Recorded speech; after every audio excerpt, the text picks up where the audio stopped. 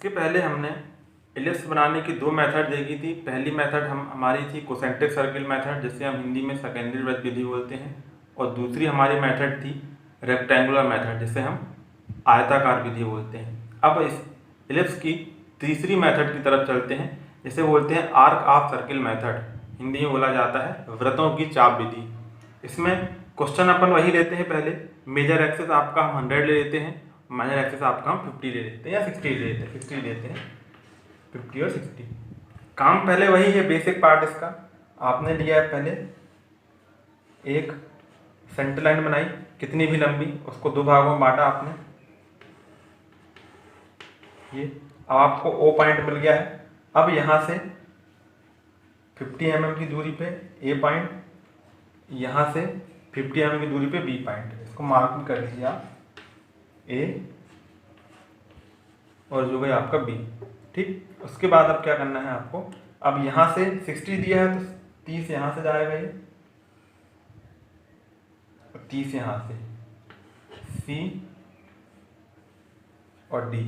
अब आपको क्या करना है इस पॉइंट में, अब आप राउंडर की नोक को रखेंगे ओ पे और फैलाएंगे आप ए तक, ओ से ए तक फैलाने के बाद राउंडर की नोक को रखेंगे सी पर। एक बार फिर से सुनेंगे, राउंडर की नोक को रखना है ओ पे और फैलाना है ए तक, जो आपका मेजरमेंट आएगा रखेंगे सी पर और एक कट बनाएंगे यहाँ से, उसी कटे हुए मार्क को रख के उठा के यहाँ भी कट करेंगे अपनी।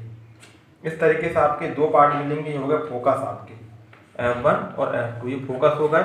इस फोकस के बारे में हमने आपको पहले बताया था कि ये फोकस है आपके कैसे बनते हैं, दूरी कितनी होती है, बेसिक में इलिप्स का आपको ये बताया गया था आपको। उसके बाद अब हम क्या करना है हमको, अब हमको F1 से लेके O के बीच में इतनी दूरी पे अपने अंदाज से कितने भी हम पार्ट ले सकते हैं। कितने भी पार्ट का मतलब ये नहीं कि आप 25-30 पार्ट ले लें, इसके 3-4 पार्ट आप ले सकते हो। 3-4 पार्ट भी आपको ऐसे नहीं लेने हैं कि आपने 1 2 3 4 भाग आपने ऐसे ले लिए। अब आपका अंदाजा ऐसा होना चाहिए कि जो परफेक्ट ना हो मगर इतना ऐसा हो कि लगभग बराबर हो। तो हमने इसको ध्यान से देखेंगे तो हमने इसको 3 बार पार्ट करना है, 1 2 और 3 पार्ट कर दिए, नेमिंग भी कर दी है इसकी, 1 2 3, इतना काम किया हमने। इसके बाद अब हमको क्या करना है, अब आपको लेना है राउंडर की नोक को रखना है आपको ए से लेके 1 तक। ठीक, राउंडर की नोक को रखे आपने ए से लेके 1 तक, उठाया उसको और रखा फोकस F1 पे, और एक कट यहाँ मारा इस तरीके से और एक कट यहाँ मारा इस तरीके से।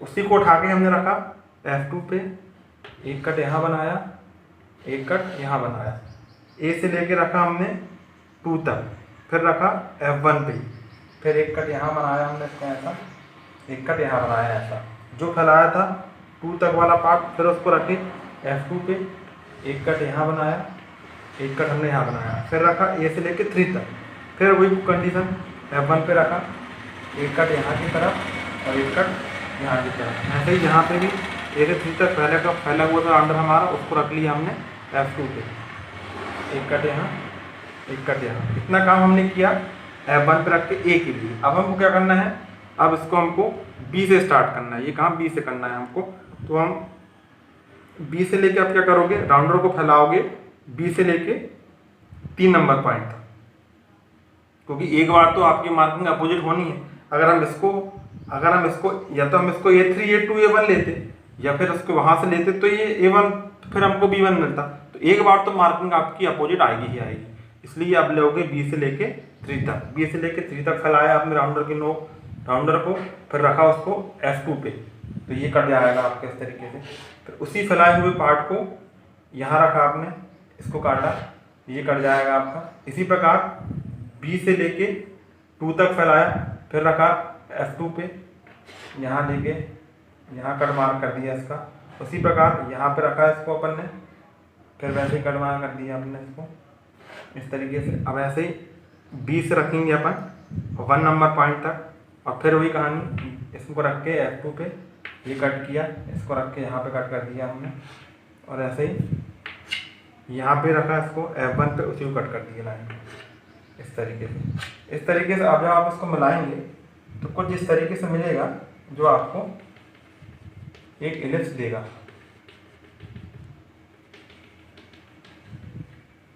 इसको हम और अच्छे से कर लीजिएगा आप। ये इस तरीके से ये आपका पूरा लेस बन के तैयार हो जाएगा। और आप जब बनाएंगे तो बहुत बढ़िया शेप आपको मिलेगा देखने के लिए।